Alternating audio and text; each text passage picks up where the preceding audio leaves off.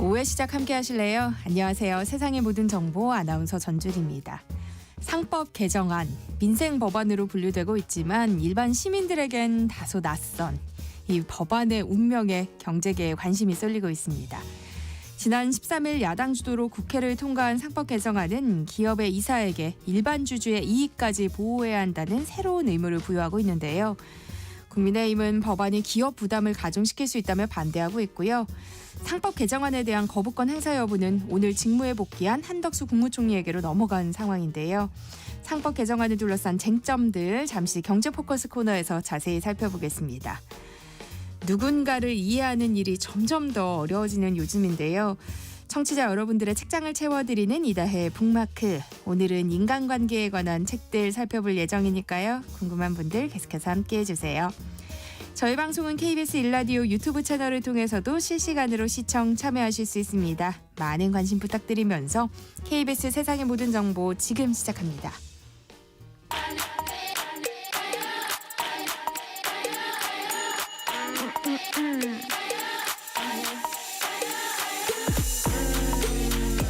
혹시 뉴스 빠뜨리셨나요? 한낮에 전해진 소식들 꼼꼼히 정리해드리겠습니다. 오늘의 뉴스 조현정 시사평론가와 함께합니다. 안녕하세요. 네, 안녕하세요.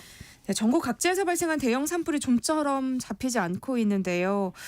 오늘은 강한 바람까지 예보돼 있어서 산불 피해가 더 커지는 건 아닌지 우려가 나오고 있어요. 네, 주말 사이에 정말 전국 곳곳에서 대규모 동시다발적으로 네. 여기저기서 다 나왔는데 이게 비교적 작은 산불까지 합하면 50여 건 정도 되고요. 그중에서도 경북 의성, 경남 산청, 울산 울주 등에서 대규모 산불이 발생했습니다. 이 세 곳만 불에 탄 면적 합치면 축구장 11,000여 개 규모라고 집계가 됐고요. 주택, 공장 등 건물 162채가 소실되고 2,000여 명 주민들이 지금 긴급 대피한 상태입니다. 또 요양병원, 요양원에 계신 어르신 환자들도 급하게 각기 다른 지역에 있는 병원으로 옮겨진 상태고요.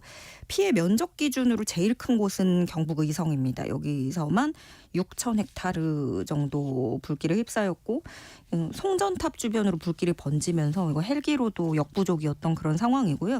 그래서 지금 아직은 정확한 집계가 나온 건 아니지만 2000년 이후에 경북 내륙에서 발생한 산불 중에 최대 피해였던 2020년 안동 예천 산불 규모를 뛰어넘을 수 있다는 관측도 나오고 있고요. 또 신라시대 의상대사가 창건한 걸로 알려진 1000년 넘은 사찰 울람사가 불길에 휩싸였습니다. 그래서 대웅전 포함해서 모든 동이 전소가 됐는데 그나마 문화재는 미리 이제 박물관으로 옮겨놨는데 지역 역사 연구에 중요한 사찰로 평가됐던 곳이라서 참 안타깝고요. 또 경남 산청 여기는 지금 오전 9시 기준으로 진화율이 70% 수준. 그래서 어젯밤 상황하고 크게 다르지 않은 모습이에요. 네. 근데 여기서는 인명피해도 발생했죠. 산불 진화대원 3명, 공무원 1명 이렇게 4명이 숨지고 주민 포함해서 진화대원 또 소방공무원 등 9명이 부상을 입었습니다. 경남 김해에서도 사흘째 산불이 이어지고 있는데요. 여기는 밤새 진화율이 오히려 전날보다 더 떨어지기도 했어요. 충북과 경기 지역에서도 새로운 산불이 계속 발생하고 있고 지금 날씨가 워낙에 메말라 있고 거기에다가 강풍까지 불고 또 이번 주 중반까지는 비 소식도 딱히 없기 때문에 지금 계속 진화가 어려운 게 불길이 사그라들다가 다시 붙다가 사그라들다가 다시 붙다가 네. 이렇게 반복하는 거라서 낮에는 또 바람이 더 강해질 것으로 예보돼서 걱정입니다. 안타까운 건 전국 곳곳에서 발생한 대형 산불의 원인이 모두 실화인 것으로 추정되고 있다는 점이에요. 네, 일단 경북 의성군 산불은 원인이 밝혀졌어요. 성묘객의 실화로 이런 것으로 밝혀졌는데 실화자는 불이 나자 놀라서 직접 119에 전화를 걸어서 묘지를 정리하던 중에 불을 냈다 이렇게 신고했고요. 이 밖에도 경남 함양에서는 산불을 낸 실화자가 경찰에 붙잡혔는데 자기 소유 밭에서 야생동물 침입을 막기 위한 울타리를 작업하다가 그걸 만들려고 용접 작업을 하다가 불티가 튀어서 화재로 이어진 것으로 파악이 됐고 창녕에서는 그 주변에서 농장을 운영 중인 사람이 잡초 제거를 하려고 옛 초기를 돌리다가 불씨가 튀면서 발화한 것으로 추정이 됩니다. 그래서 같이 일하던 동료가 놀라서 화재 신고를 했고요.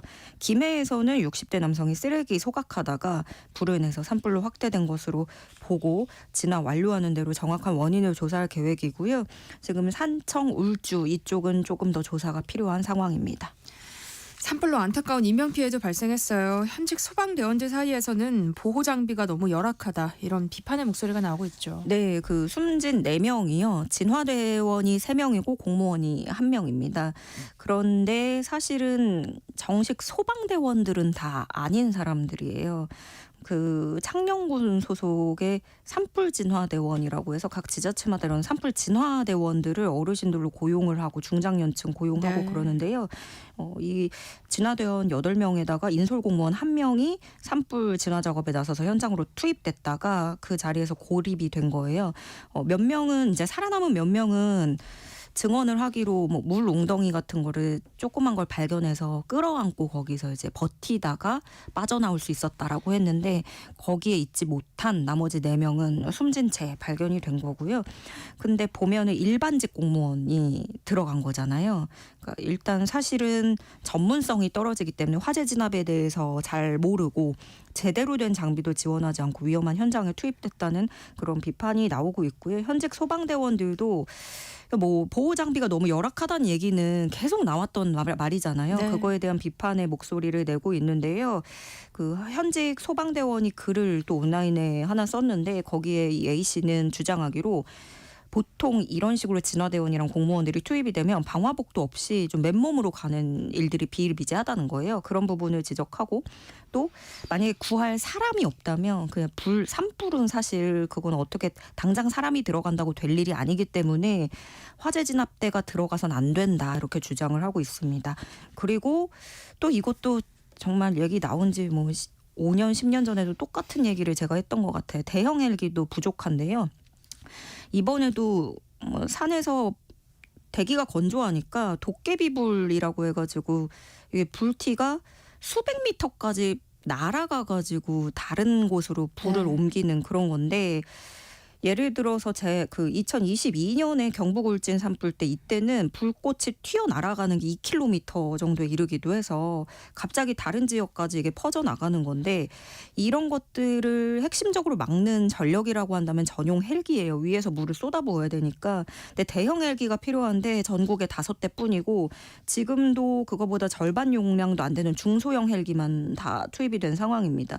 그래서 뭐 지금 투입된 헬기들 보면 500에서 1000리터급 물주머니를 단 소형 헬기라고 해요. 근데 말이 그렇지 500리터라고 생각하면 우리가 그 1리터짜리 우유팩 생각해서 그게 500개 정도를 위에서 뿌린다고 해봐야 산불을 잡긴 되게 어려운 거잖아요. 그나마 작년에는 외국에서 이제 임차를 해서 쓰기도 했는데 올해는 그것도 상황이 좀 더 어려웠던 게 LA 산불도 있었고 뭐 하와이 이런 데서도 산불이 많이 났잖아요. 네. 그러면서 각 나라마다 이게 우리가 써야 된다. 국외 반출을 자제하자라는 분위기가 만들어져 있다고 하고 그래서 이번에도 임차 2대 겨우 했고 나머지 한 대는 지금 한국으로 들어오고 있는데 내일 도착할 예정이에요. 그래서 대형 산불 헬기가 우리한테 없기도 하고 그마저도 노후화된 그런 상황인데요.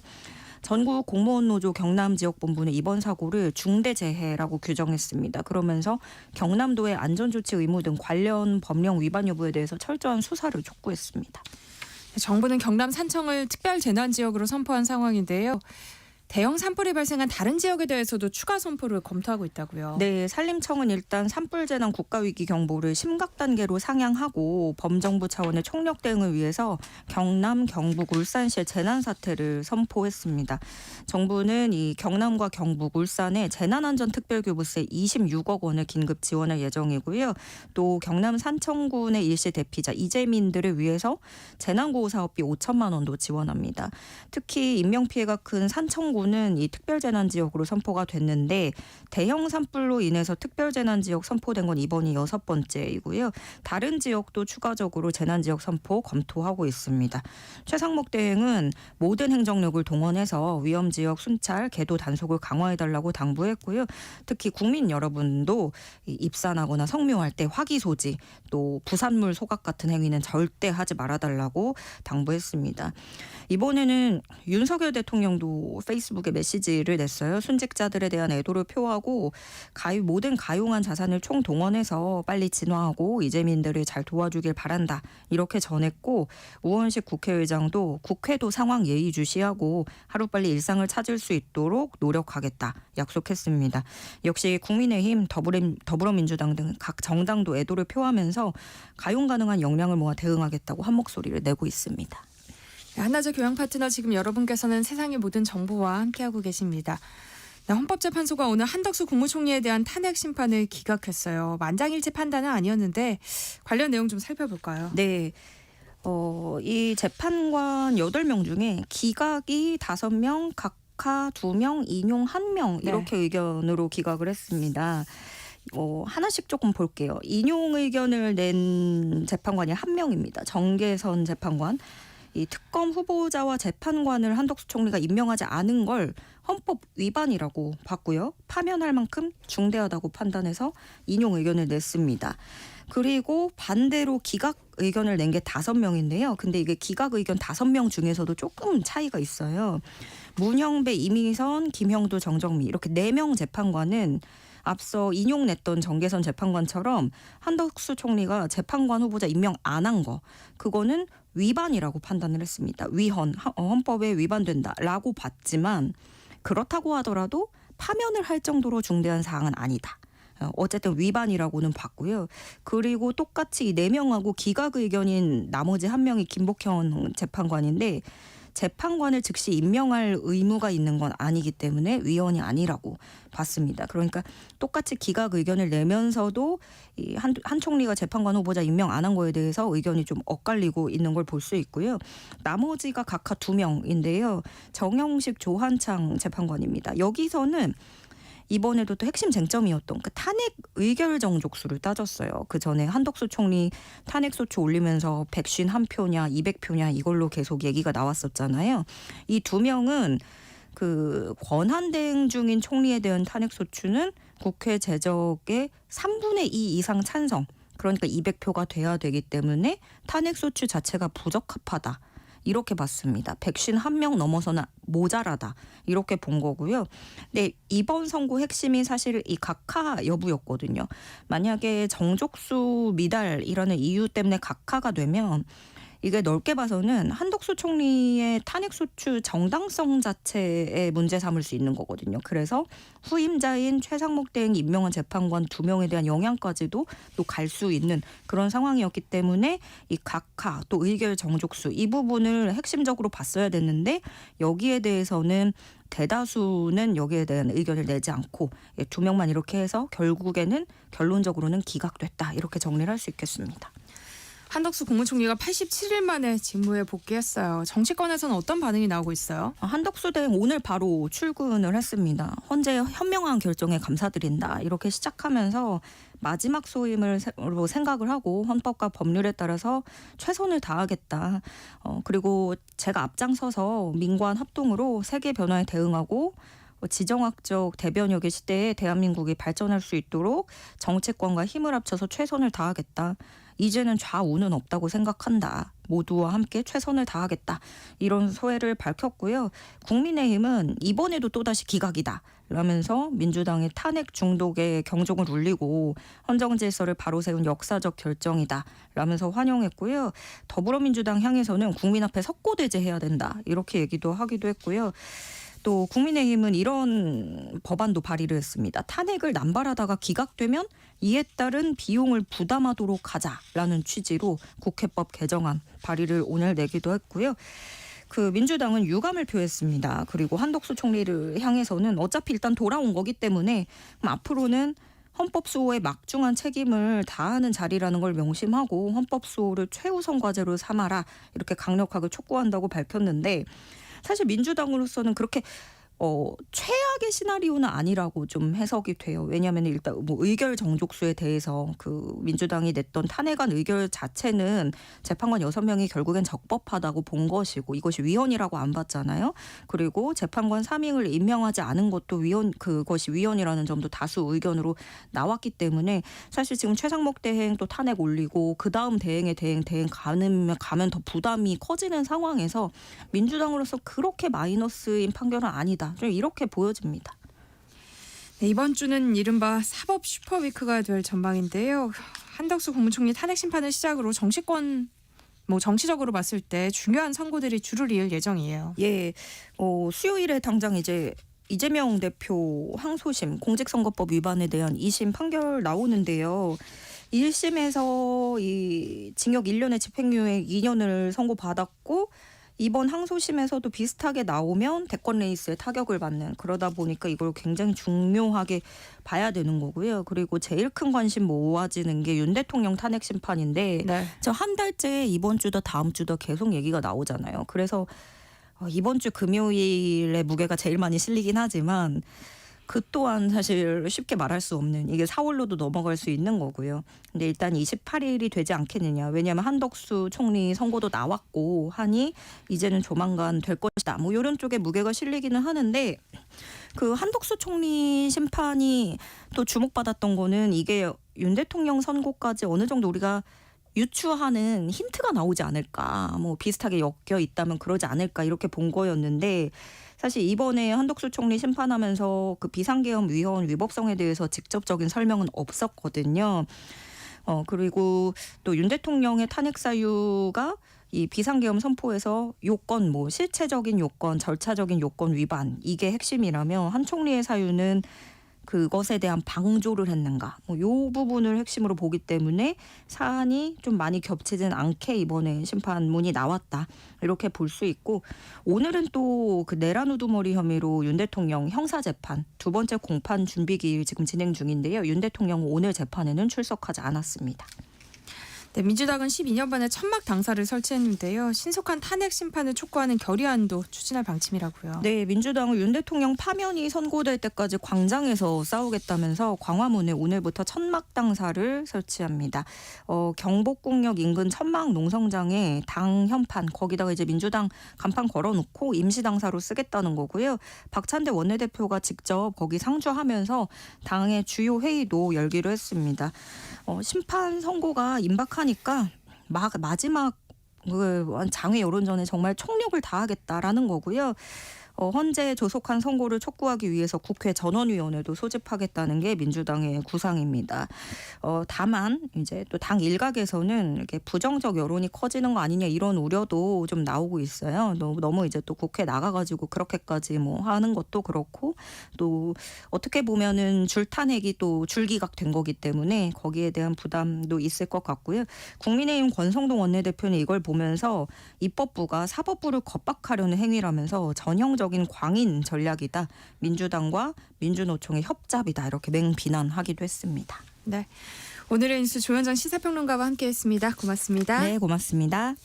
KBS 일라디오 세상의 모든 정보 함께하고 계신 지금 시각은 12시 38분입니다. 이 시각 교통정보 알아봅니다.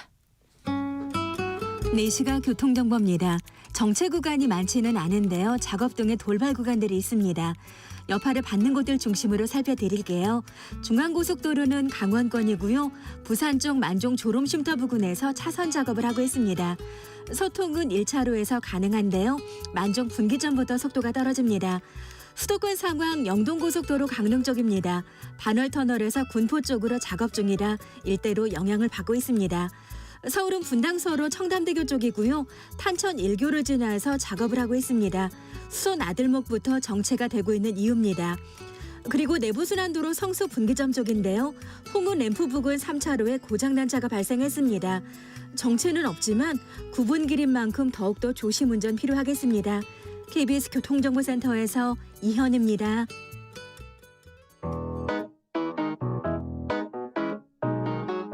세상의 모든 정보는 청취자분들의 관심과 참여를 기다립니다.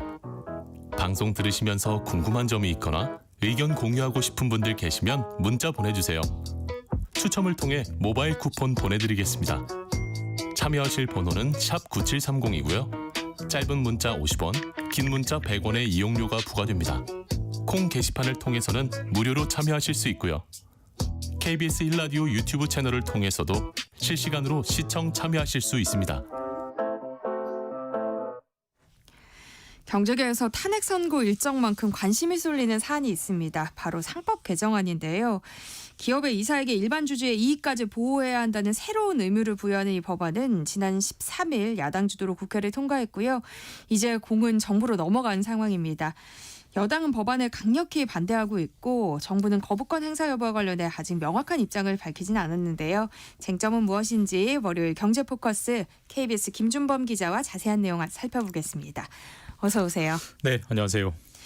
상법 개정안이 지난 13일에 국회 본회의를 통과했는데요. 예. 지금 정확하게 어떤 절차가 남아 있는 거예요? 뭐 비단 상법뿐만 아니라 모든 법이 이제 국회 본회의를 통과하면 정부 이송, 그러니까 정부로 법안이 넘어가고요. 정부가 그걸 받아서 공포하거나 그럼 시행이 되고 우리가 많이 들었듯이 거부하거나 그러면 다시 국회로 돌아가는 그런 단계인데 13일에 국회를 통과했고요. 21일, 그러니까 지난주 금요일에 정부로 이송이 됐습니다. 이제 마지막 공포냐 거부냐가 남아 있는데 그걸 이제 4월 5일까지 결정해야 되는 것이고 오늘 그 한덕수 총리가 직무에 복귀했기 때문에 이제 최상목 권한대행이 아니라 한덕수 권한대행이 4월 5일 어떤 상황일지는 모르겠습니다만 현재로서는 4월 5일까지 결정해야 된다라고 볼 수 있습니다. 사실 일반 시민들에게는 상법이라는 법 자체가 좀 낯설게 느껴지거든요. 예. 지금 이게 왜 논란이 되고 있는 거예요? 사실 뭐 우리가 지내면서 상법이라는 법전을 한번 열어본 적도 저도 사실 거의 없고 네. 대부분 없을 겁니다. 뭐 없어요. 헌법, 뭐 민법, 형법 정도는 뭐 집에 좀 복잡한 송사가 있으면 열어보는 경우가 있지만 상법이라는 것은 기본적으로 그러니까 상행위, 그러니까 경제, 그러니까 회사를 운영하는 분들 입장에서 민감한 법이에요. 그러니까 결국 내가 사장님, 경영인, 창업주가 아니면 사실 딱히 관련이 없는 법이기 때문에 사실 지금까지는 별로 쟁점이 안 됐는데 우리가 뭐 코로나 지나면서 그 국내 주식 투자자들이 엄청나게 늘지 않았습니까? 근데 우리가 이제 주식회사의 주인은 주주라고 많이 배웠고 결국 기업의 사장님도 많이 있지만 우리의 기업의 주주분들이 엄청 많이 늘었기 때문에 이제는 기업에 대해서 이해관계가 많은 분들이 생긴 거죠. 그러다 보니까 상법이 이제 관심사가 되는 건데 그 중에서도 이제 상법의 이사가 무슨 역할을 할 것이냐에 대한 조항이 하나 있어요. 보통 우리가 이사 그러면 이사님, 회사에서 좀 높은 분 이 정도로 생각하는데 사실 이사라는 건 굉장히 의미가 있고 중요한 역할입니다. 보통 우리가 정부는 국회가 법을 만들면 대통령은 그 법에 따라서 나라를 통치하는 거죠. 그렇게 분립이 돼 있지 않습니까? 회사도 마찬가지입니다. 이사회가 어떤 경영 방침을 결정하면 그 정해진 방침을 소위 말하는 사장님이 집행을 하는 거거든요. 경영을 하는 거거든요. 결국 그 이사회의 구성이 이사고 그러니까 국회로 치면 국회의원들이고 그 이사들이 일을 할 때 지금까지는 이사의 역할을 어떻게 규정해놨냐면은 이사는 회사를 위해서 그 직무를 충실히 해야 된다. 그러니까 회사를 위해서 열심히 일해야 한다.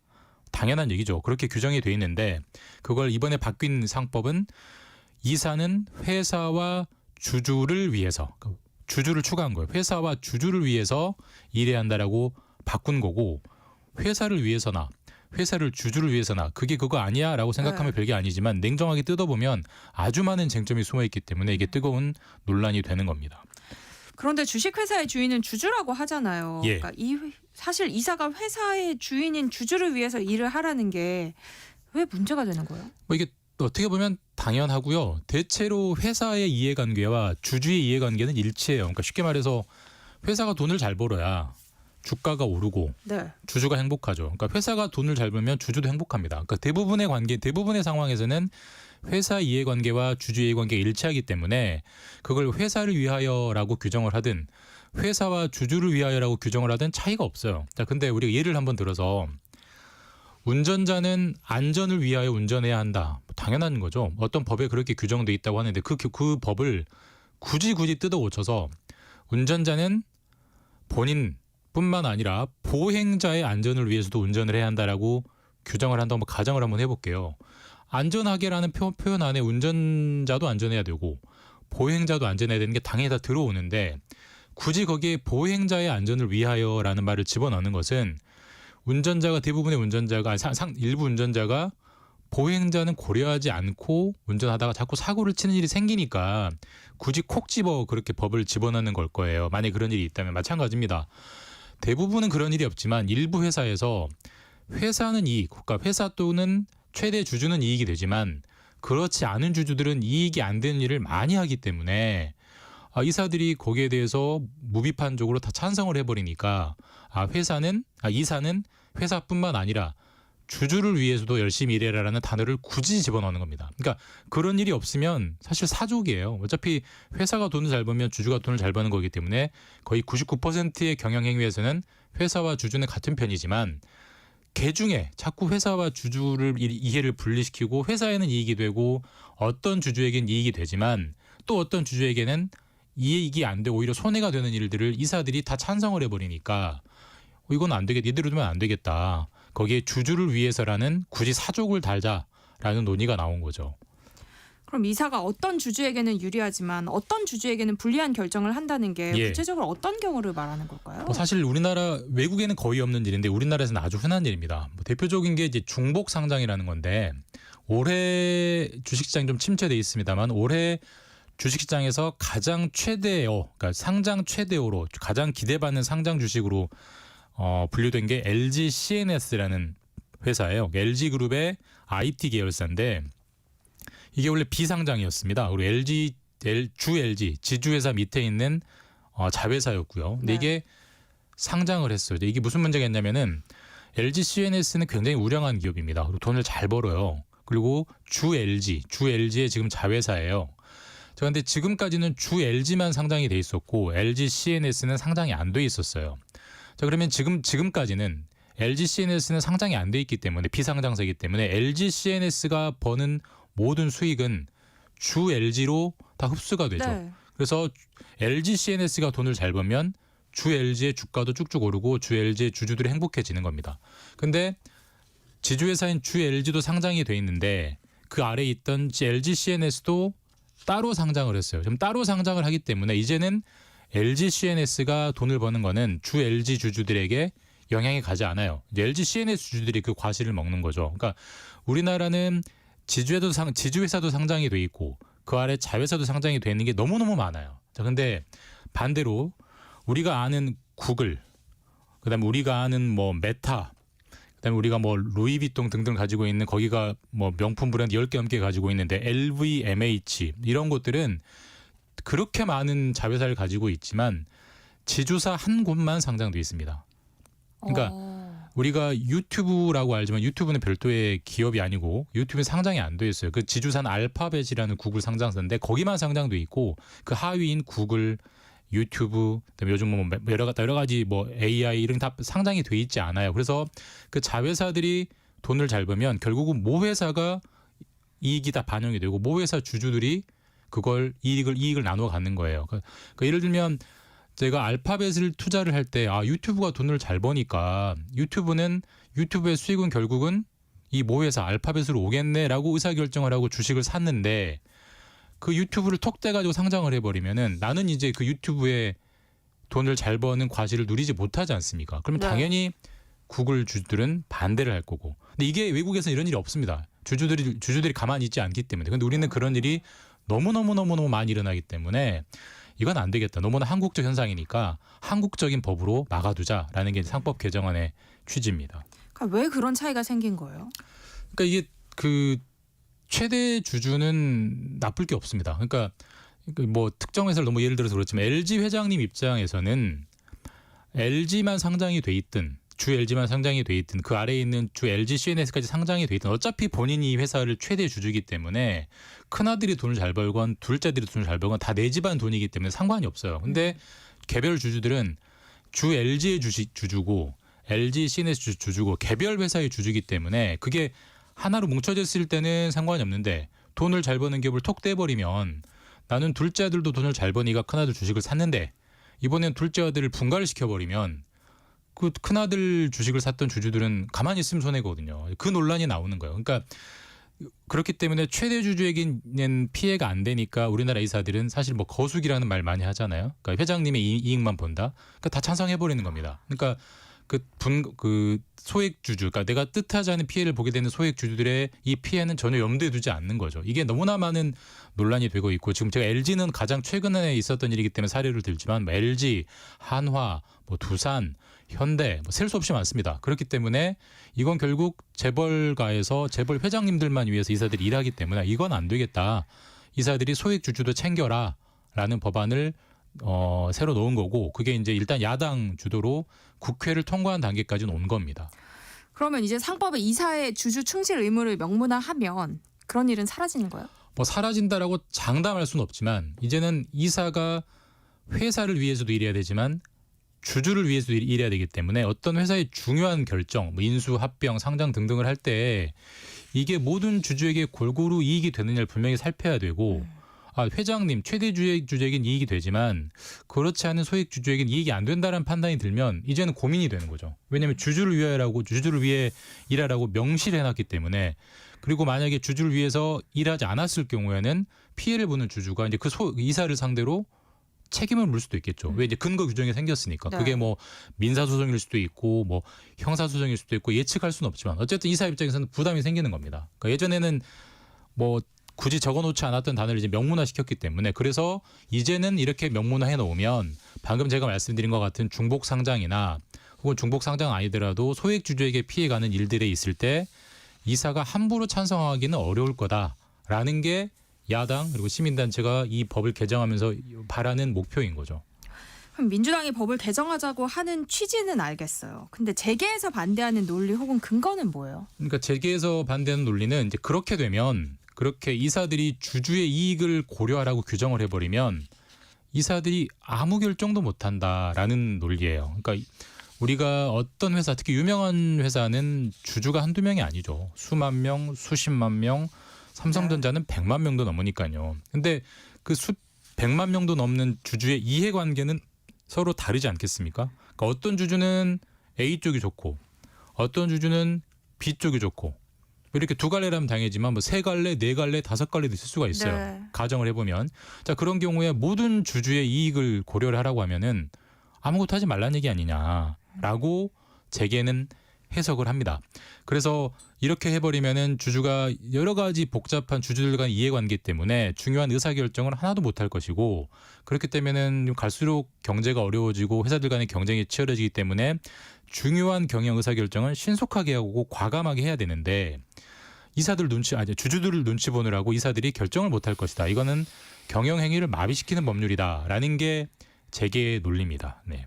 근데 고소고발을 한다고 해도 합리적인 경영적 판단이었다면 법원에서 무죄가 나오지 않겠어요? 그러니까 지금도 대법원 판례에 아무리 회사가 손해를 보거나 회사가 일이 잘 안 됐다고 하더라도 그건 결과론적인 것이고 네. 결정할 당시에 합리적인 경영 판단이었다라고 인정되면 다 무죄, 다 면책됩니다. 그러니까 그 법 판례 자체는 살아 있는데 이제 재계가 우려하는 것은 그것은 결국 기소돼서 3년 뒤, 4년 뒤, 5년 뒤에 무죄가 나오는 거고 기소되고 재판받는 동안 얼마나 고통을 받을 것이며 그렇기 때문에 이사들이 부담돼서 무슨 결정을 할 수 있겠느냐라는 게 이제 재계의 논리인데 뭐 나름 일리는 있어요. 근데 다만 이제 너무 재계가 과잉 공포를 과장하는 거 아니냐 이런 또 재반론도 있기 때문에 네. 이건 어쨌든 여야 입장이 첨예하게 갈립니다. 야당은 상법을 개정해야 된다는 입장이고 여당은 재계의 논리를 수긍하면서 이렇게 되면은 재계가 그러니까 경영인들이 경영을 할 수 없다라는 그러면 쪽으로. 그대로 가자는 거예요. 그러니까 여당은 그러니까 상법을 바꾸지 말고 그러니까 좀 더 작은 법률을 바꾸자는 거예요. 그러니까 여당도 재벌들이 회장님만 이익이 되고 소액 주주들은 손해 보는 중복 상장 같은 건 반대하는 건 문제가 있다고 인정을 해요.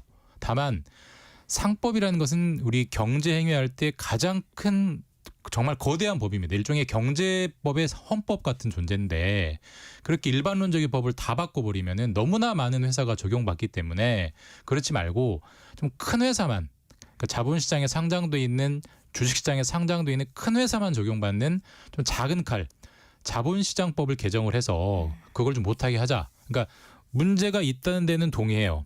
근데 예를 들면 야당은 수술을 해버리자라는 거면 여당은 그러지 말고 뭐 주사를 좀 맞거나 좀 바늘로 꿰매거나 이렇게 좀 작게 해보자는 그 정도의 의견 차이인데 어쨌든 지금 현재 단계는 정부가 거부할 것이냐 공부할 것이냐에 가 있는데 여당이 강하게 반대하고 있기 때문에 지금까지 여러 차례 거부권의 기조로 보면 이번에도 거부될 확률은 있는데 다만 한 가지 변수는 금융감독원장, 그러니까 금융당국의 수장이 거부권에 반대를 해요. 굉장히 특이한 케이스여서 네. 그게 이제 어떻게 최종적으로 풀릴지는 좀 지켜봐야 될 것 같고 그게 변수가 될 것 같습니다. 세상의 모든 지식 월요일 경제 포커스 김준범 KBS 기자와 함께했습니다. 고맙습니다. 감사합니다. 네, 1부 순서 여기서 마무리하고요. 2부에 돌아올게요.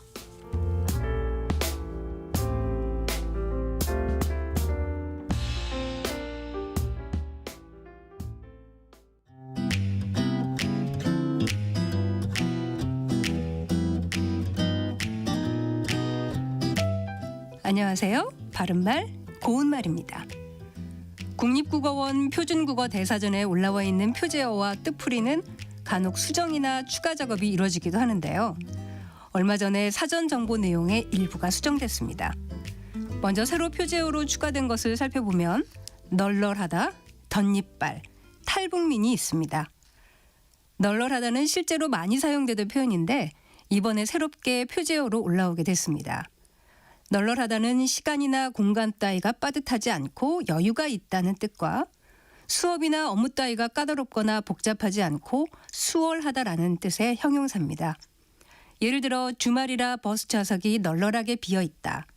또 일이 간단하다고 널널하게 생각해서는 안 된다와 같이 말할 수 있습니다.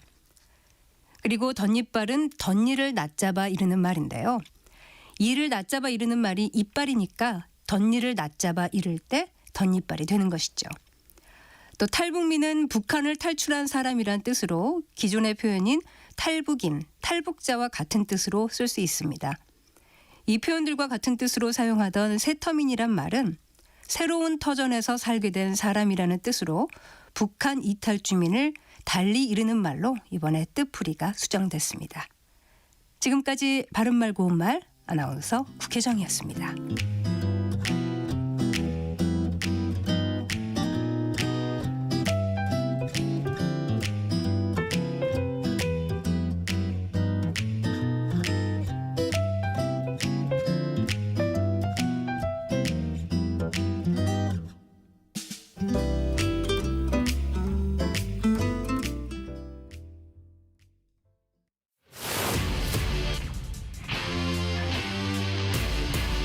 토론에 정답은 없습니다. 토론이 세상을 바꿀 수도 없습니다. 하지만 질문은 새로운 세상을 만들 수 있습니다. 질문으로 올바른 세상을 만드는 첫걸음. 평일 저녁 7시 20분 KBS 열린 토론.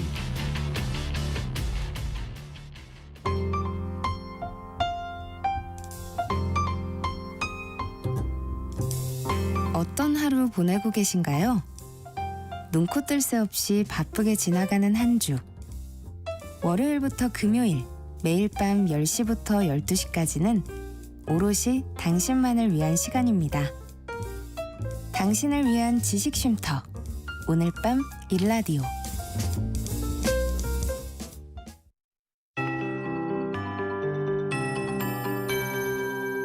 KBS 58분 날씨. 대기가 건조한 가운데 바람까지 강하게 불며 산불이 계속 발생하고 있습니다. 경남 산청의 산불은 나흘째, 경북 의성과 울산 울주의 산불은 이틀째 진화 작업이 이루어지고 있고요. 경남 김해와 경북 영주, 충북 청주에도 산불이 발생한 곳이 있습니다. 지금 충청과 남부지방에는 산불 위기경보 심각 단계, 수도권과 강원도, 제주도에는 경계 단계가 발령 중이고요. 강원 영동과 경상남 북도, 전라도 동쪽 지역과 광주, 제주도에는 건조특보가 내려져 있습니다.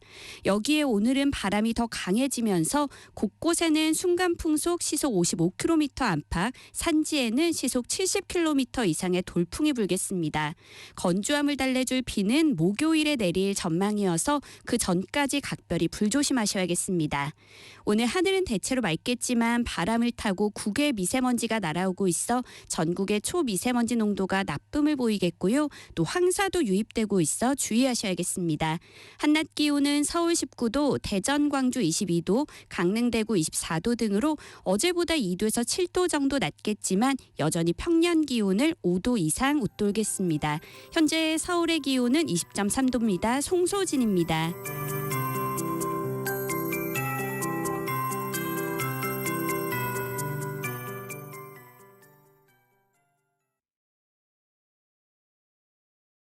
정성을 다하는 국민의 방송 KBS가 한시를 알려드립니다. AM 711kHz, FM 97.3MHz, KBS 1라디오입니다. HLKA.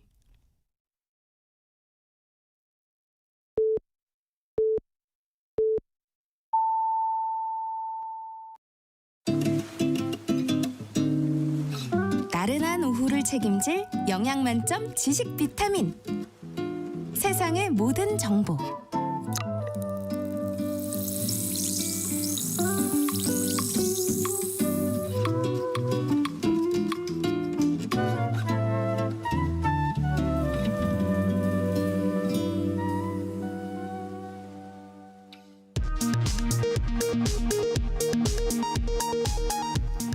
이 시각 라디오 정보센터 뉴스입니다.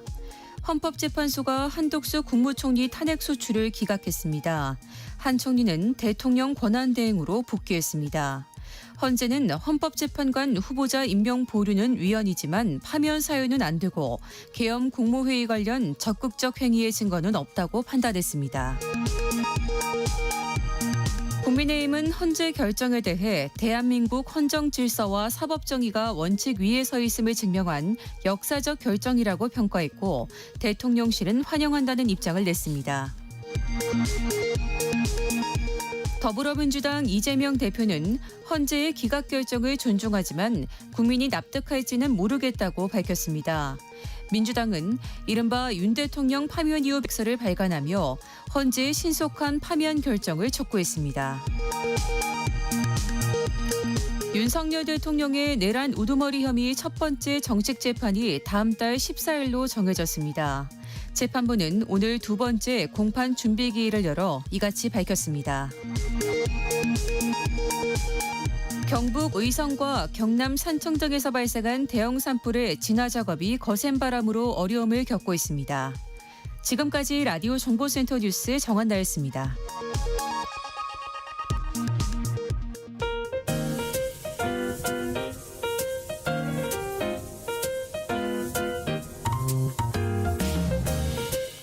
정신없이 바쁜 하루, 지금 우리 주변에서 벌어지고 있는 사건 사고 소식들 한숨 돌리며 살펴보시죠.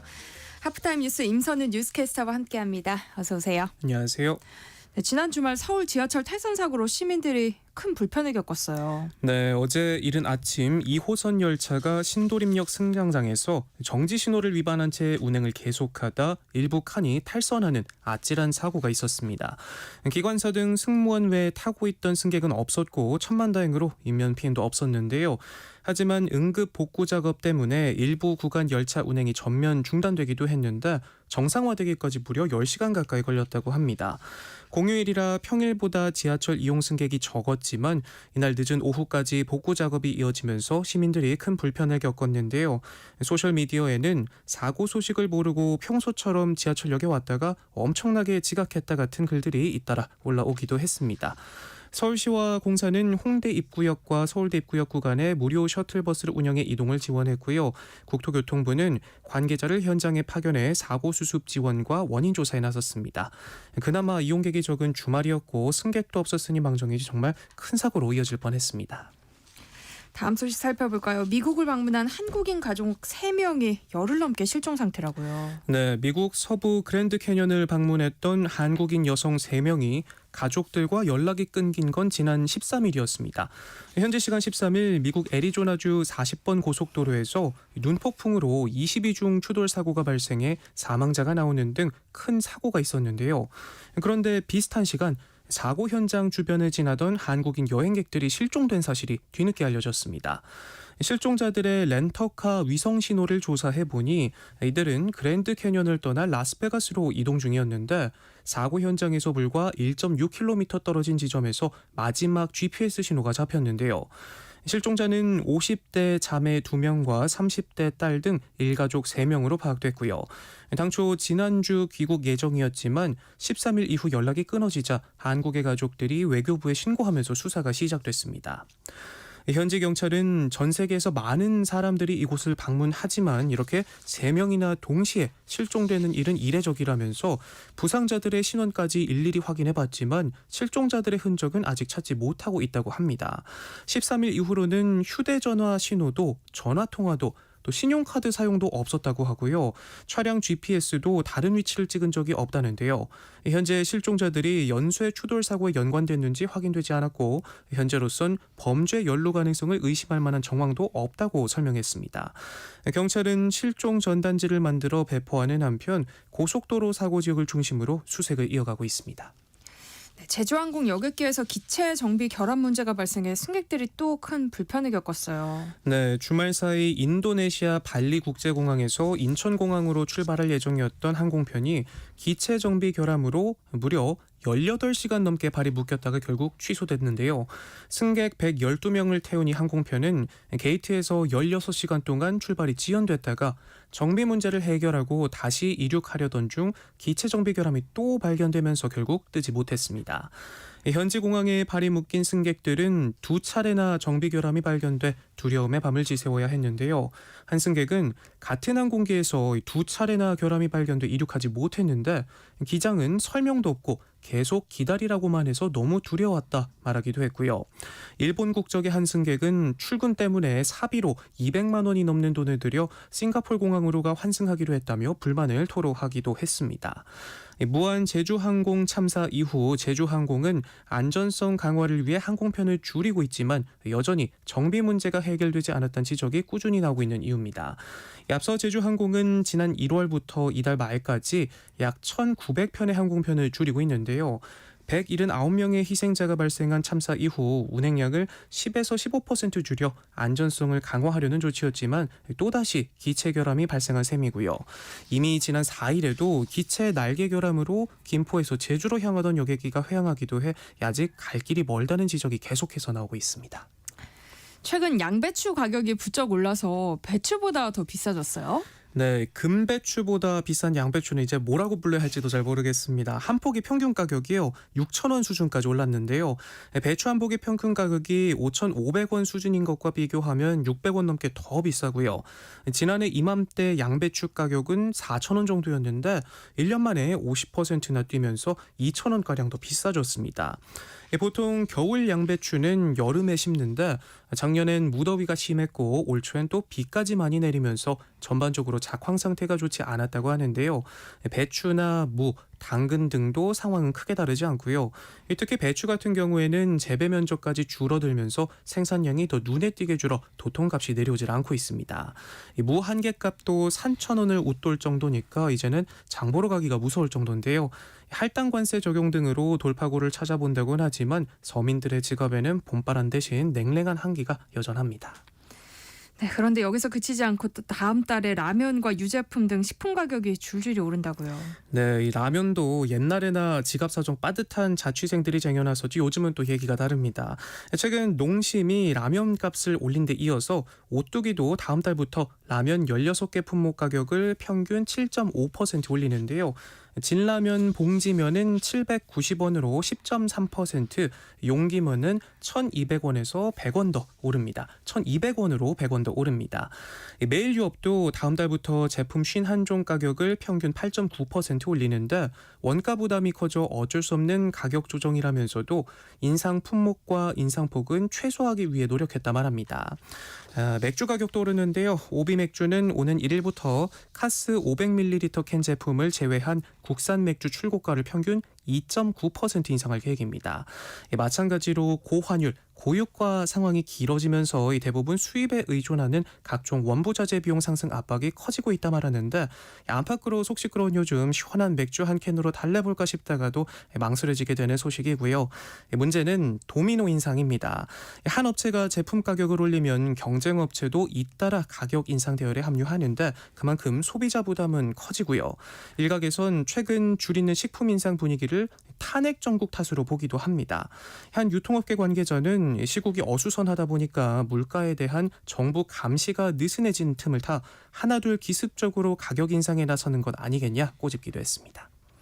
여기에 아파트 관리비까지 크게 뛰면서 생활비가 빠듯하다는 분들 많은데요. 아파트 관리비는 일반 물가보다 더 크게 오르고 있어요. 네, 오죽하면 물가 인상 종합 세트라는 표현까지 등장한 요즘인데요.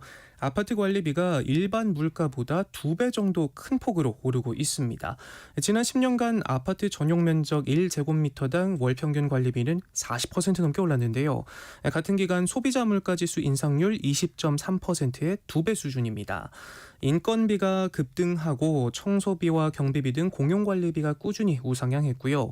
에너지 비용이 늘면서 전기료와 난방비, 수도료 등 개별관리비도 10년간 30% 가까이 올랐습니다.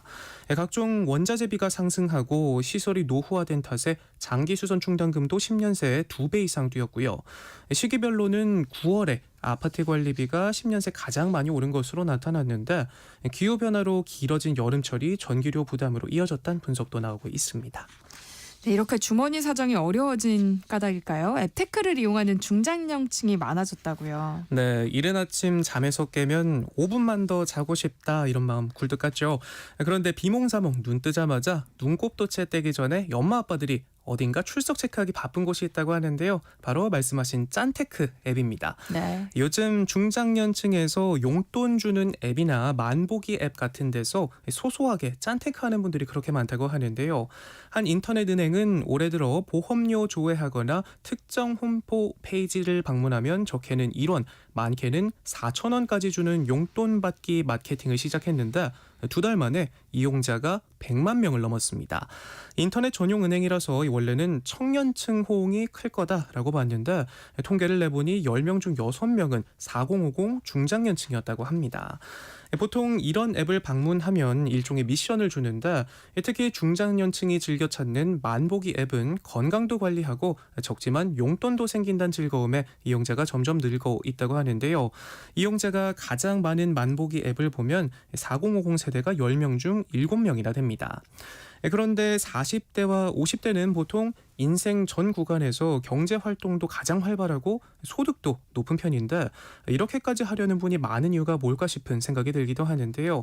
최근 설문조사를 보니 중장년층은 청년층에 비해서 티끌모아 태산을 지지하는 분이 훨씬 많았습니다. 재테크 좋고 포트폴리오 구성 다 좋은데 일단 아껴야 잘 산다가 인생을 통해 체화돼 있다는 거죠. 오랜 직장 생활과 삶의 연륜을 통해 규칙적이지만 지루한 거, 또 소소하지만 보람 있는 걸 찾아내 견디는 데에도 익숙하다고 합니다.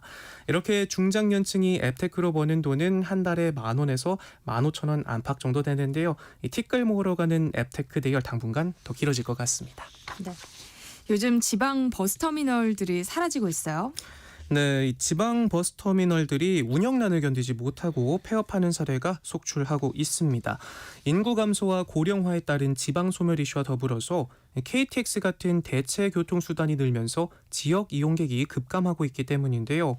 2018년부터 지난해 상반기까지 지난 7년간 폐업한 민영터미널은 38곳에 달했습니다. 지난해 기준 전국 터미널은 총 283곳으로 이 중 지방자치단체가 운영하는 공영터미널이 51곳이고 민영터미널은 232곳인데 협회는 전국 민영터미널 중 69%에 달하는 161곳을 잠재적 폐업 대상으로 보고 있습니다. 상동터미널은 지난해 3월 이후 시외버스 노선 운행이 전면 중단돼 사실상 개점 휴업 상태고 고성군 대진터미널도 하루 이용객이 20명 정도에 불과하고요. 1986년 문을 연 경북 울진군 온정종합터미널 역시 현재 폐업을 고려하고 있다고 합니다. 한때는 울진을 대표하는 관광지인 백암 옴천과 도보로 5분 거리에 있어서 주말이면 발 디딜 틈이 없었지만 지금은 발길이 뚝 끊겨 하루 평균 이용객이 4명이 채 안 된다고 하네요. 네. 이용객 수가 줄다 보니까 영업 손실도 계속해서 불어나고 있습니다. 전국 민영터미널 중 115곳을 대상으로 한 조사에서 지난 2019년에서 2023년 연평균 434억 원의 영업 손실이 발생한 것으로 나타났습니다. 매표 수수료 또 상가 임대료가 주 수입원인데 터미널을 찾는 사람들이 없다 보니 하루하루 손실폭이 커지고 있다고 하네요. 이 지자체들의 고민도 깊은데요. 어르신들 같이 운전이 힘든 주민들의 유일한 장거리 이동 수단이 바로 이 버스인데 터미널이 폐업하면 주변 지역 교통 환경이 악화돼 지역사회 공동화가 심화되는 악순환이 생기고요. 이 때문에 일부 지자체는 손실을 무릅쓰고 민영 터미널을 매입해 공영화 시설로 운영하거나 터미널 복합 개발 사업 등을 추진하고 있고요. 터미널 업계도 각종 축제나 관광지 등을 찾아온 관광객을 대상으로 터미널이 지역 내 관광 허브 역할을 맡아보자는 취지의 자구책 마련에 힘쓰고 있습니다. 네. MJG라는 이름으로 독자 활동을 펼쳐온 뉴진스가 활동 중단을 선언했어요. 네, 멤버들은 어제 홍콩에서 열린 음악 축제에 출연해서 신곡 무대를 선보인 뒤 법원 결정을 존중해 당분간 활동을 멈추기로 했다고 밝혔습니다. 지난 금요일이었죠. 법원이 뉴진스 소속사의 가처분 신청을 받아들이면서 멤버들의 독자 활동에 제동이 걸린 까닭인데요. 뉴진스는 법원 결정이 나온 직후 미국 시사주간지 타임즈와의 인터뷰를 통해서 심경을 밝히기도 했습니다. 멤버들은 법원 판단에 실망했다면서 K-팝 산업이 하루아침에 바뀔 거라고는 생각하지 않았고 이것이 한국의 현실이고 한국이 자신들을 혁명가로 만들고 싶어 한다라고 말하기도 했는데요. 매체는 인터뷰 중 멤버 다니엘 씨가 눈물을 보였다라고 전하기도 하면서 K-팝 시장이 아이돌 가수의 높은 자살률과 혹독한 근무 여건으로 어려움을 겪고 있다라고 분석하기도 했습니다. 네, 임선우 뉴스캐스터와 함께했습니다. 고맙습니다. 고맙습니다. 내일 점심 메뉴 추천. 귀로 듣는 푸짐한 지식 한 상 어떠세요? 세상의 모든 정보. 아나운서 전주리입니다. 청취자 여러분의 책장을 알차게 채워드리는 이다혜의 북마크 시내 21 이다혜 기자와 함께합니다. 어서 오세요. 네, 안녕하세요. 네, 오늘 인간관계에 관해서 쓴 책 2권을 가지고 오셨다고 해서 관심이 많이 가요.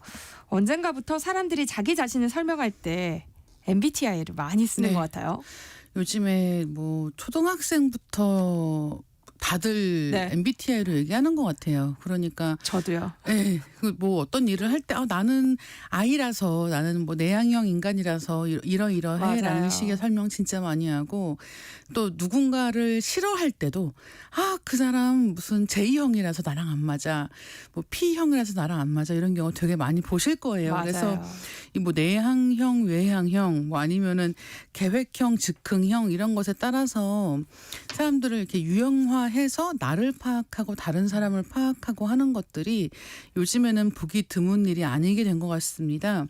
근데 이런 도구들이 사람을 설명하고 이해하는 되게 쉬운 도구이기도 하지만 몇 가지 유형으로 사람들을 끼워 맞추는 것이기도 하잖아요. 그래서 사회생활을 할 때 항상 이제 우리가 하는 얘기 중에 하나가 일 힘든 건 참는데 사람 힘든 건 못 참는다 같은 이야기를 종종 할 때가 있는데 이렇게 사실 몇 가지 유형으로만 딱 파악을 해두면 뭔가 다 사람들이 거기에 포함되는 것 같으니까 이해하기 쉽기도 하지만 사람들 대할 때 보시면 아시겠으나 모두 다 각각의 면들이 있습니다. 그러니까 이를테면은 무슨 유형의 사람이라고 해도 안 그런 면모가 있단 말이에요. 그렇죠. 그러니까 예를 들면 뭔가 이렇게 이성 중심적으로 사고하는 사람이라고 해도 자기한테 중요한 사람들한테 굉장히 다정할 수 있거든요. 그리고 즉흥적인 사람이라고 해도 자기한테 중요한 일 있으면 굉장히 계획적으로 합니다. 그러니까 이게 사실은 그렇게 한 가지로 딱 떨어뜨린 뭔가 정의해서 맞출 수 있는 게 아닌데 아무래도 요즘에는 그렇게 유형화하는 걸 워낙 좋아하다 보니까 정작 눈앞에 있는 사람들을 놓치는 경향이 있지 않나 생각할 때가 있고요. 이제 그런 면에서 나 자신을 이해하고 다른 사람들을 이해할 수 있는 그런 책들을 몇 권 읽어보면 어떨까 합니다. 그럼 이쯤에서 이다희 기자님은 MBTI 뭐예요? 네, 저는 친구가 없고 항상 혼자 다니는 인팁이나 이팁이 주로 나옵니다. 그래서 항상 이런 거 하면은 그런 뭐라고 할까요? 이렇게 감성적이고 공감해 주는 거를 원하는 친구들의 경우는 왜 저보고 항상 영혼 없이 얘기한다 이렇게 얘기할 때도 되게 많이 있거든요. 하지만 어쨌든 그러하다. 그것만으로 사람을 설명할 수는 없는 것 같다. 그럼요. 저는 ISTP예요. 근데 저 아이 안 갔잖아요. 네, 그러니까요. 여기서 맨날 이다희 기자님은 얘기 잘하잖아요. 저도 아이거든요. 저 말하는 거 너무 싫어해서. 근데 사실 아시겠지만 누구나 사회적으로 일을 하면서 바뀌는 부분이 있어요. 네. 그러니까 나는 내가 혼자 있을 때 개인적인 시간을 가질 때는 혼자 있는 거 좋아해도 일 때문에 이렇게 나와서 얘기를 해야 할 때는 얼마든지 어떤 네. 이보다도 활기차게 할 수 있는 거죠. 첫 번째 책 제목이 눈에 띄는데요. 남자는 왜 친구가 없을까예요. 근데 남자들 친구 좋아하지 않아요? 왜 친구가 없다고 하는지 궁금하네요. 이 친구가 많을 것 같지만 그렇지 않다라는 게 핵심인데요. 뭐 이 책에서 이제 얘기하는 것 중에 남성 5명 중 1명은 가까운 친구가 없다라고 얘기하는 그런 조사들도 있단 말이에요. 그리고 제가 이제 이 얘기를 할 때 많이 예시를 드는 것 중에 하나가 일본 사회학자가 쓴 책에 나오는 이야기인데요. 이제 그 어르신들이 많이 사는 동네를 보면 할머니들은 그냥 집 밖에 나와서 산책할 겸 한 바퀴 이렇게 동네를 돈다는 거예요. 네. 다른 사람 집 앞에 화분 같은 거 있으면 이거 뭐 무슨 꽃이 피었네요. 뭐 날씨가 좋죠. 이렇게 한마디 하신다는 거죠. 그 사람 몰라도 집주인 몰라도 그냥 네. 말 한마디 하고 뭐 어떤 할머니가 아기 데리고 나오면 아기 몇 살이에요. 이렇게 물어보신다는 거예요. 맞아요. 네, 그래서 모르는 사람인데도 이웃에 있는 사람들하고 얘기하다 보면은 어디 사세요? 이런 얘기도 하고 항상 비슷하게 나오는 뭐 이를테면 놀이터에서 항상 보는 다른 집 할머니 있으면 그 집은 뭐 어디 살아요? 뭐 애들이 뭐해요? 이래가지고 갑자기 할머니들 갑자기 이 동네에 있는 모든 집에 호구조사 다 해오시는 경우들이 있단 말이에요. 네. 할아버지들은 안 그런다는 거예요. 똑같은 동네에 살아도 다른 집 사람한테 괜히 말 걸지 않고 혼자 있으려고 하고 그런다는 거죠. 그래서 이렇게 혼자 고립되는 문제가 심각하기 때문에 이제 지역 자치단체 같은 데에서 뭐 할아버지들 할머니들 모시고 무슨 뭐 이를테면 작은 뭐 노래잔치라든가 이런 걸 하려고 해도 할아버지들 나오세요라고 하면 억지로 이제 자녀들이 시켜서 한 번은 나오는데 다시 나가기 싫어하신다는 거예요. 네. 그러니까 이 친구가 없다라고 하는 거엔 굉장히 복잡한 의미가 숨어 있는 것 같아요. 사회생활을 할 때는 괜찮습니다. 내가 이를테면 사회생활에서 맨 말단 직원에서부터 시작해서 뭐 과장, 차장, 부장 이렇게 승진도 하고 내 위에 사람이 있고 아래에 사람이 있을 때에는 그 관계 속에서 그렇게 불편함을 못 느낀다는 거예요. 근데 이를테면 은퇴를 하면 이런 거 다 떼고 사회적인 그런 어떤 기호들을 다 떼고 오로지 나 인간만으로 남았을 때에는 오히려 내가 잘 지내던 사람들하고도 연락하기 무안해하고 어떻게 해야 될지 몰라서 혼자 고립되는 경우가 많다는 식의 이야기를 하고 있습니다. 근데 이게 어떻게 보면 은퇴 이후의 문제만이 아니라 젊은 남성들도 비슷한 문제를 안고 있다라는 이야기를 하고 있는 거고요. 그래서 이 남자는 왜 친구가 없을까라는 약간 눈에 띄는 제목으로 이제 그런 이야기를 하고 있습니다. 작가는 어떤 사람이에요? 맥스 디킨스라고 하는 사람인데요. 이 사람은 영국의 스탠드업 코미디언입니다. 네. 그래서 사실 이런 책은 보통 사회학자 같은 사람들이 많이 쓰거든요. 근데 이 사람은 자기가 스탠드업 코미디언이기 때문에 굉장히 유머러스하고 경쾌하게 그리고 자기도 남자니까 이제 어떻게 보면 자기와 같은 성별을 가진 사람들이 가지고 있는 심리적인 어려움에 대해서 다각도로 다루고 있는 이제 그런 책이라고 생각하시면 될 것 같습니다. 구체적으로 남자는 왜 친구가 없을까? 어떤 내용을 담고 있어요? 사실 외로움이 남성에게 얼마나 해로운가 하는 이야기들을 좀 여러 가지 담고 있는 거예요. 이제 그런 얘기 있거든요. 외로움이 담배 15개비를 피우는 것보다 나쁘다 같은 식의 이야기가 있습니다. 그리고 뭐 워낙 그 영국에서는 외로움부라는 걸 만들어서 외로움에 대처하는 것이 굉장히 중요하다라는 사회적인 그런 생각들도 있는 거죠. 근데 이 책에서는 그것을 남자 쪽에 좀 더 포커스를 맞춰서 이야기하고 있다라고 생각을 하시면 될 것 같고요. 그리고 이제 이 책에서 어떤 표현을 하고 있냐면 남자는 바베큐를 구울 때나 운전하면서 길을 찾을 때나 아니면 정말 심각한 심리적인 문제가 있을 때조차도 도움을 받거나 부탁하는 걸 좋아하지 않는다는 거예요. 근데 이거 실제로 많이들 느끼실 거예요. 그러니까 엄마 아빠랑 같이 밖에 나갔는데 길을 잃어버렸어요. 그러면은 아빠는 계속해서 찾을 때까지 혼자 여기 갔다 저기 갔다 합니다. 엄마는 그냥 물어봐. 우리 그냥 가서 물어보자. 저 가게 가서 물어봐. 지나가는 사람한테 물어봐라고 하는 거죠. 근데 아빠는 그런 걸 좀 불편해하는 거예요. 그러니까 왜 이런 식의 심리가 있고, 그리고 사실 왜보다 더 중요한 거는 그래서 어떻게 할 것인가라는 쪽에 초점을 맞추는 게 굉장히 필요할 텐데 이 책은 그런 의미에서 좀 유머러스하게 접근을 하고 있는 거죠. 책 제목만 봤을 때는 진짜 사회학자가 쓴 진지한 이야기들로 네. 가득할 것 같았는데 작가가 코미디언인 거잖아요. 그렇죠. 좀 유머러스하게 풀었을 것 같네요. 네. 이 책의 저자가 이런 얘기를 합니다. 자기 약혼자가 이런 얘기를 했다는 거예요. 자기는 왜 친구한테 먼저 만나자고 문자를 못해? 이제 그냥 이를테면은 이것도 마찬가지. 아까 그 은퇴 이후의 문제랑도 비슷한 네. 건데 할 얘기가 있으면 만나요. 근데 그냥 할 얘기 없이 그냥 친한 사이니까 만날 수 있잖아요. 그냥 그 친구 요새 뭐 하지라고 생각해서 그냥 요새 뭐 해? 한번 얼굴 볼까? 이렇게 자연스럽게 친교를 맺는 것 자체에 어려움을 겪는 경우들이 있다라고 합니다. 그래서 결혼을 하려고 하다가 보니까 청혼을 위해 반지를 보러 다니다가 결혼식에 들러리로 부를 친구가 없다라는 사실을 자각한 필자가 나는 왜 이렇게 친구가 없나라는 생각을 하면서부터 이제 시작을 하는 이야기입니다. 남자는 왜 인간관계 유지를 위한 노력을 하지 못하는가에 대한 고찰이 여러 가지 이야기로 이제 퍼져나가는 그런 책이라고 생각하시면 됩니다. 그리고 아버지들이 엄하고 무뚝뚝해서 은퇴 후에 가족과 지내는데 어려움을 겪는 사례들도 사실 여기에 포함이 되는 거죠. 그러니까 인간관계를 맺고 서로를 돌볼 수 있는 사람이 된다는 건 요즘 같은 100세 시대에 특히 중요한 것 같아요. 그렇죠. 이 책에도 얘기가 나오는데 사람으로서 다른 타자들과 같이 어울려서 지내는데 굉장히 중요한 것 중에 하나가 나 좀 외로운 것 같아 라고 하는 것을 솔직하게 인정하고 같이 있으려고 노력하는 거거든요. 근데 이를테면 아무 말도 하지 않고 그것도 다른 사람이 나의 외로움을 알아보는 것도 싫고 이런 상황에서 있으면 사실은 고립될 수밖에 없다는 거예요. 네, 그런 식의 어떤 우리가 비단 남자들뿐이 아니라 요즘에는 정말 성별에 불문하고 많은 분들이 이렇게 자기의 감정을 솔직하게 이야기하고 도움을 구하는 데 있어서 어려움을 겪는 경우가 많지 않나라고 생각을 하게 되고요. 그래서 이 책이 좀 더 재미있다라고 생각을 하게 됩니다. 그래서 이 책에 이제 저자가 하는 얘기가 예전처럼 한잔하자는 메시지를 보내고 보통 이러면 한잔 안 하는 거죠.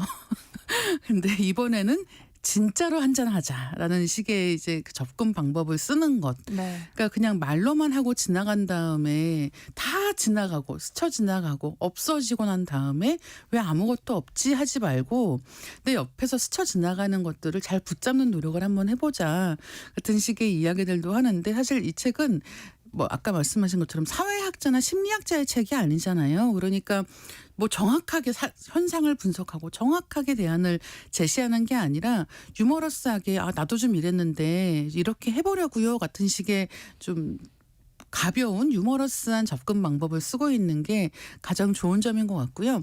제 친구가 이 책을 먼저 읽었단 말이에요. 그래서 읽은 다음에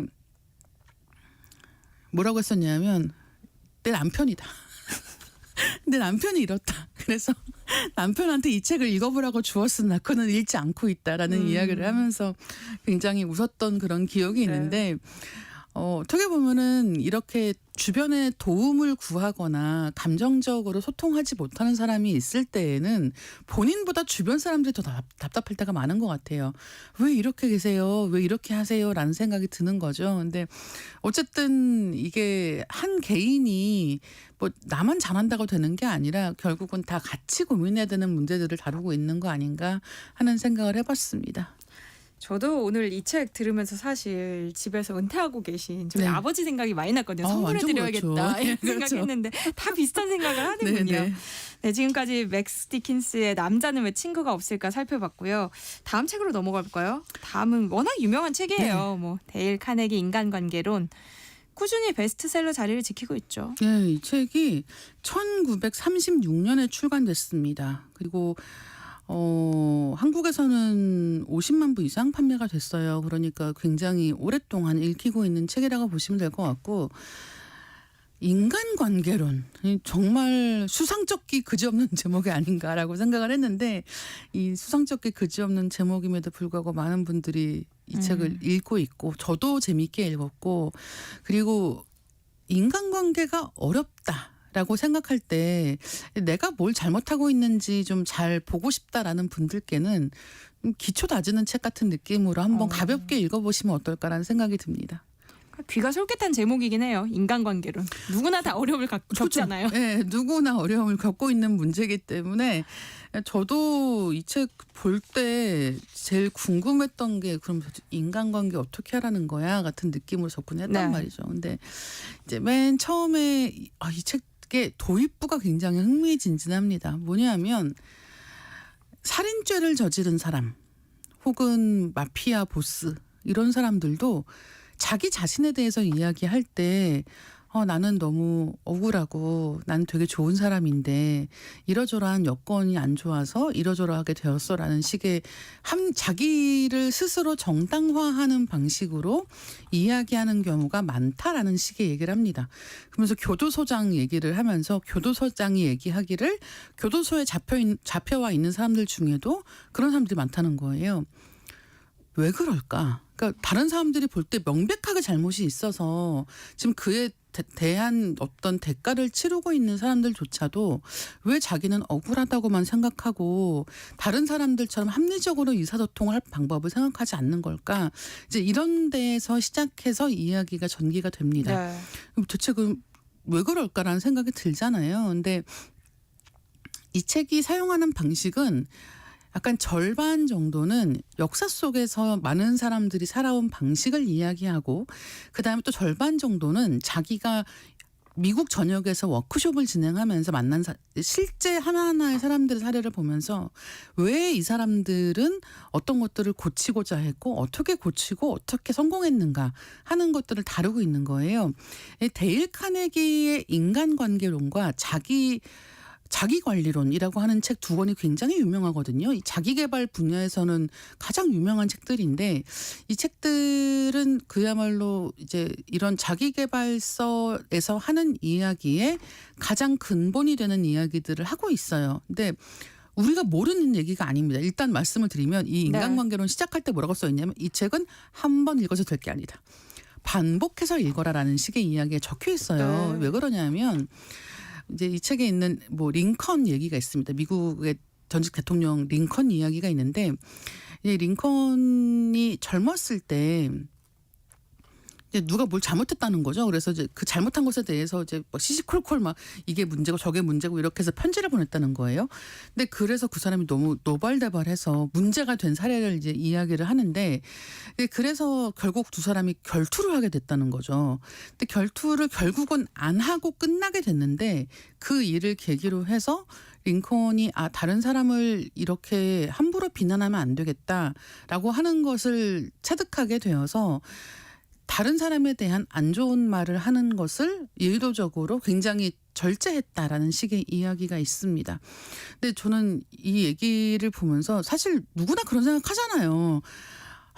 누군 남의 욕하고 싶어서 하겠습니까? 다 어쩔 수 없으니까 하는 거잖아요. 근데 이렇게 어쩔 수 없어라고 생각하고 무한정 어떻게 보면 나쁜 이야기를 퍼뜨리고 그 나쁜 이야기의 중심이 되고 또 그런 이야기로 주목받는다 자신에 취하고 그런 것들이 너무 빠지기 쉬운 함정이라는 거예요.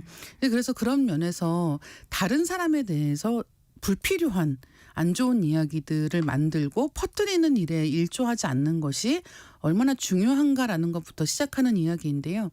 그런 거는 사실 누구에게나 지금 현재에도 인간관계에 대한 이야기에는 정답이 따로 있는 게 아니고 심지어는 이 책이 거의 100년 가까이 계속 읽히고 있잖아요. 이유가 뻔해요. 인간의 어려움은 100년 전, 1000년 전하고 똑같습니다. 사람이 2명만 있어도 5명 있어도 200명, 1000명 있어도 다 똑같은 어려움이 있는 거예요. 사람이 정말 3명만 있으면 누가 누구의 뒤에서 이제 욕을 네. 하고 있고 그것 때문에 누구랑 편을 갈라서 싸우고 있고 그러니까 속상하고 이런 여러 가지 문제들이 정말 반복적으로 생긴단 말이에요. 어린 아이들이 어린이집만 가도 더 친한 친구 있고 싫어하는 친구가 있지 않습니까? 네. 이럴 때 이를테면은 우리는 흔히 시시비비를 잘 가려서 옳고 그름을 잘 판단하면 이 나쁜 사람들을 도려내고 좋은 사람들끼리 지낼 수 있을 거라는 환상에 빠지기도 하는데 사실은 인간관계의 핵심은 나쁜 사람들을 도려내는 게 아니라 네. 결국은 지금 우리가 이 상황에서 서로 다르고 맞지 않는 상황에서 어떻게 하면 같이 일하고 같이 살아갈 수 있을까를 고민하는 거라는 거죠. 그런 면에서 이 책이 왜 이렇게 오랫동안 읽히고 있는지를 생각해보게 만드는 그런 글들이 많이 있었습니다. 그러니까 인간관계라는 게 그 나쁜 사람을 도려내는 건 안 된다. 네, 그렇죠. 그거는 나의 그냥 환상일 뿐이다. 그쵸. 이런 얘기를 해주고 있는 거예요. 네, 그런 걸 포함하고 있다라고 네. 생각하시면 될 것 같습니다. 그러니까 내가 마음대로 다른 사람을 조종할 수 없다는 거예요. 기본적으로는. 그러길 원하잖아요. 바꾸고 싶죠. 바꾸고 싶죠. 예, 다른 사람을 바꾸고 싶잖아요. 특히 나랑 가깝게 있는 사람들이면 내가 말 잘해서 바꾸고 싶잖아요. 근데 다른 사람들은 그렇게 말 안 듣는다는 거예요. 인간관계를 맺는 데 있어서 굉장히 중요한 것은 다른 사람을 내 마음에 맞게 바꾸려는 게 아니라 어떻게 하면은 그들을 있는 그대로 놔두면서 잘 지내는 거다라는 식의 이야기인 거죠. 네. 시내 21 이다혜 기자와 함께했습니다. 고맙습니다. 네, 감사합니다. 네, 박효신, 김범수가 부른 친구라는 건 듣고 저는 한끼실로 코너로 다시 돌아오겠습니다.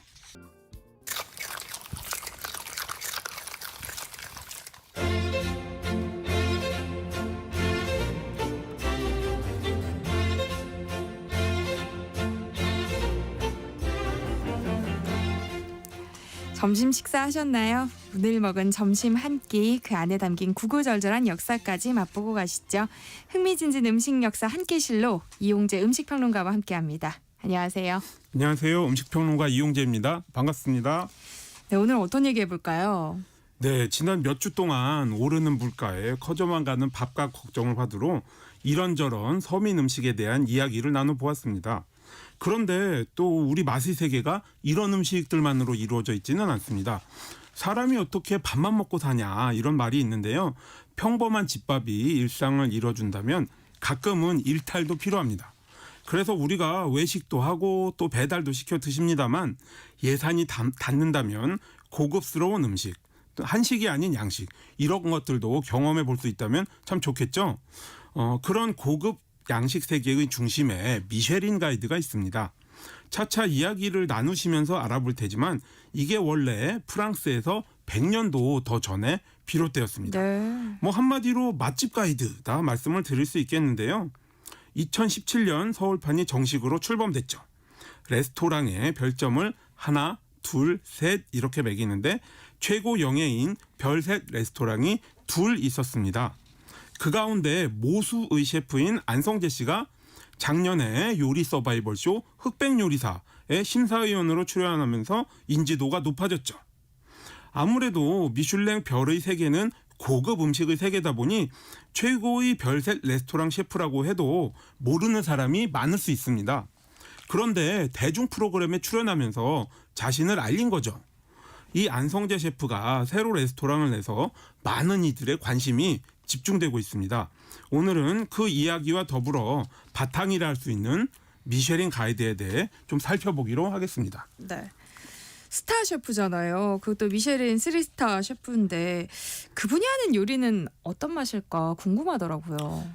이게 사실 미쉐린 별 3개쯤 되면 조금 과장을 보태 평범한 인간이라기보다 요리 천재랄지 더 나아가 예술가나 철학자라고도 할 수가 있습니다. 저도 미쉐린 별셋 요리를 이곳저곳에서 맛을 보았는데요. 네. 뭐랄까요, 이제 삶의 시야를 넓혀주었다. 이런 요리를 만나기도 했습니다. 그런데 안성재 셰프가 흑백요리사를 통해서 인지도를 정말 많이 넓히긴 했는데요. 정작 레스토랑은 2024년에 영업을 종료했죠. 그래서 많은 이들이 프로그램 흑백요리사를 재미있게 보고도 음식이 어떤지 먹어볼 기회를 못 가지는 상황이 벌어졌습니다. 그런데 바로 지난달 재개장 소식이 전해졌죠. 저녁 영업만 하는데 식사비가 42만 원으로 책정됐습니다. 뭐 42만 원 어떻게 비싸다고 생각을 하시나요? 비싸죠. 네. 차차 말씀을 드리겠습니다만 뭐 예상 가능할 정도로 3개월치 예약이 빠르게 다 차버렸고요. 네. 뭐 예약을 100만 원의 웃돈을 주고 사겠다 이런 글도 올라오고 있다고 합니다. 뭐 가격도 가격이지만 예약이 정말 치열해요. 그런데 음식 평론가는 이런 비싼 미쉐린 레스토랑을 자주 가시는지 네. 또 가면은 직접 예약을 하고 가는지 아니면은 좀 이렇게 초대 같은 걸 받는지 궁금해요. 네네. 저는 대략 이제 10년 전인 2015년에 한국 최초로 음식 전문 잡지에서 독립적인 레스토랑 리뷰를 했습니다. 이제 한국에는 그런 지면이 없었는데요. 네. 제가 이제 최초로 시도를 한 것이죠. 근데 원래 외국에서도 미쉐린 가이드를 비롯한 각종 신문의 레스토랑 비평가들은 자신의 신분을 밝히거나 음식을 공짜로 제공받거나 하지 않습니다. 뭐 저도 뭐 마찬가지로 움직이기 때문에 고급 레스토랑을 가더라도 그냥 다른 사람들과 똑같이 예약 절차를 거치고 기다려서 갑니다. 뭐 특별 대우 같은 거 바라지도 않을 뿐더러 제가 그렇게 뭐 특별하거나 유명한 사람도 아니거든요. 이제 뭐 그런데 이제 가끔 우리 음식점에 와서 먹어보고 조언을 해달라 이런 연락을 받을 때는 있습니다. 하지만 이제 다 거절하죠. 이제 저는 뭐 내 돈 내 목이라고 합니다만 제 돈으로 제가 먹고 싶은 음식을 사 먹지 초대나 협찬 등에 절대 응하지 않습니다. 이게 이제 음식 평론가로서 일을 하는데 제일 원칙이죠. 그럼 안성재 셰프를 포함해서 미쉐린 3스타 셰프의 음식을 실제로 먹어보셨을 거 아니에요. 먹어보면 어때요? 확실히 달라요? 이게 좀 제각각입니다. 미쉐린 별 셋 레스토랑쯤 되면 인간이 할 수 있는 완벽한 식사 경험을 제공해줘야 되는데요. 이게 사실 손님도 거기에 잘 맞춰줘야 할 의무가 있습니다. 이를테면 뭐 테이블 매너도 잘 알고 있어야 하고요. 네. 뭐 음식이 나올 때쯤이 되면 화장실을 간다거나 하지 않는 게 좋습니다. 이게 음식을 준비하고 있다가 그냥 다 버리거든요. 네. 그리고 사실 식사 시간도 꽤 많이 걸립니다. 코스로 나오는 요리를 미쉐린 3스타 레스토랑에서 드신다. 그러면 기본 3시간은 잡으셔야 되는데요. 이게 뭐 그동안 그냥 계속 앉아만 계시다가 드문드문 나오는 요리를 드시는 거. 이게 사실 언제나 즐겁고 행복한 일은 아닙니다. 말하자면 천국으로 향하는 에스컬레이터 같은 건 아니고요. 오히려 가파른 계단 같은 그런 느낌이 들 때도 있죠. 그래서 뭐 발이 붓고 그렇습니다. 앉아 있는데. 네. 그래서 왜 사서 이 고생을 하고 있나 후회할 때도 있습니다. 물론 이제 그런 가운데서도 제가 생각도 하지 못한 재료와 맛의 조합, 셰프와 요리사들이 고민의 산물을 맛보면 정말 기쁘기도 합니다. 그런 순간을 맛보기 위해서 레스토랑을 찾아 나서게 되기도 하고요. 우리나라는 그 예능 프로그램이 흥행하고 나서 이제 관심이 좀 급속도로 높아진 것 같은데요. 해외는 어때요? 사실 미쉐린 가이드가 역사가 참 오래되었습니다만 최근 20-30년 동안은 침체기라고 할 수 있었습니다. 각종 사건 사고나 뭐 불미스러운 일도 많았고요. 이제 뭐 인터넷으로 정보를 자유로이 교환할 수 있게 되면서 권위가 상당히 떨어졌죠.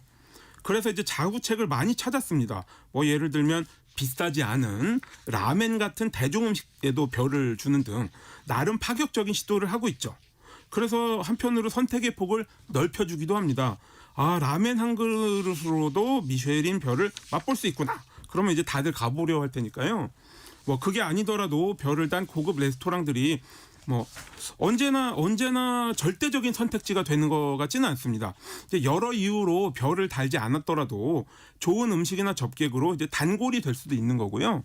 말하자면 양식이 원래 주식인 나라들이라면 굳이 그 정도의 비용, 말하자면 별값을 내지 않고도 즐길 수 있는 길은 많으니까요. 다만 우리에게도 미쉐린 가이드에 대한 관심은 결코 적다고는 할 수 없었습니다. 이제 뭐 내실이 좀 문제이긴 한데요. 이거는 사실 좀 무거운 이야기라 제가 오늘 많이 하고 싶지는 않습니다. 근데 우린 예능 프로그램 또 TV 광고에 스타 셰프들이 출연을 많이 하다 보니까 또 더 친숙하게 느껴지는 것도 있는 것 같아요. 네, 그렇긴 하죠. 근데 사실 모든 유명 셰프들이 방송에 출연하지는 않습니다. 오히려 길이 이제 좀 뚜렷하게 갈리기까지 해요.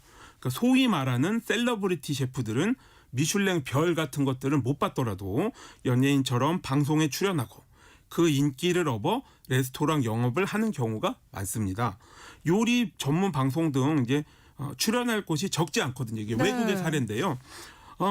반면 내가 미쉐린 셰프다, 뭐 그 길을 가고 싶다 하는 이들은 방송의 스포트라이트를 능동적으로 외면하는 경우도 많습니다.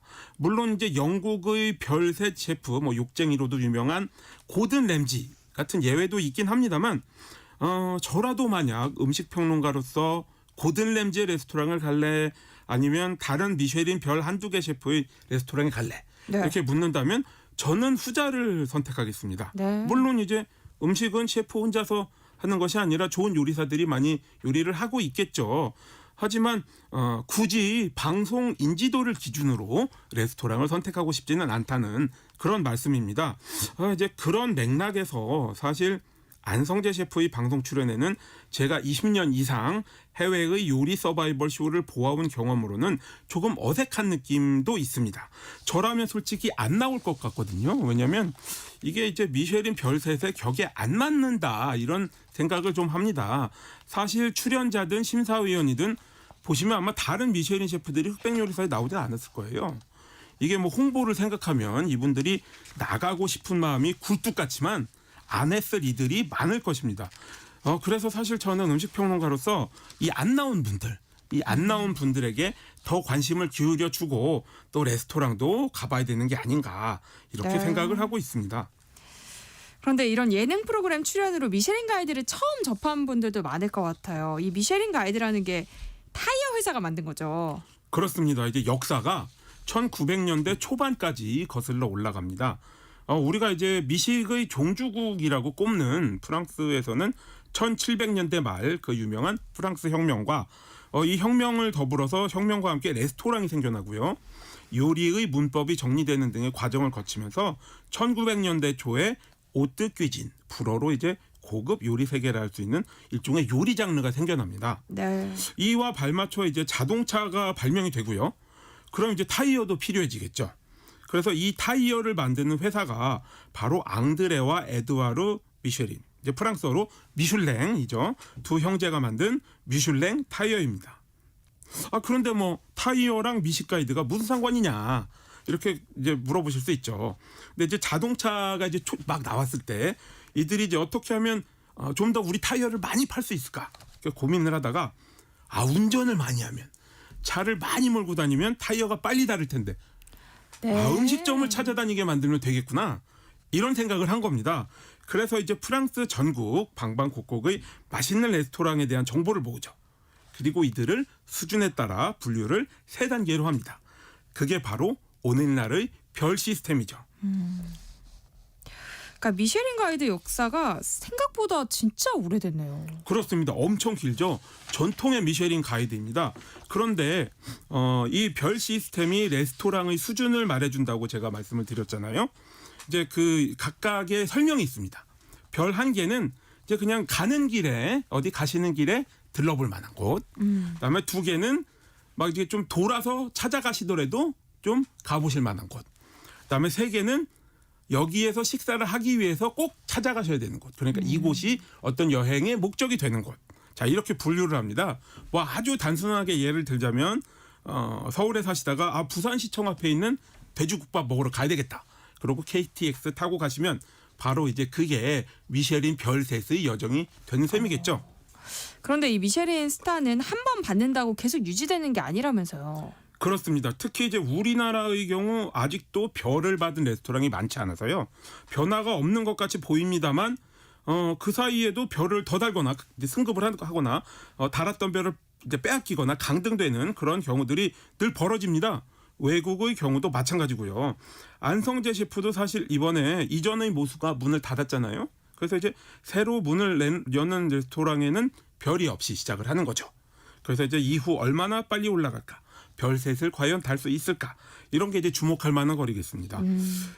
사실 우리나라 이제 서울의 미쉐린 별셋 레스토랑이 2군데였는데요.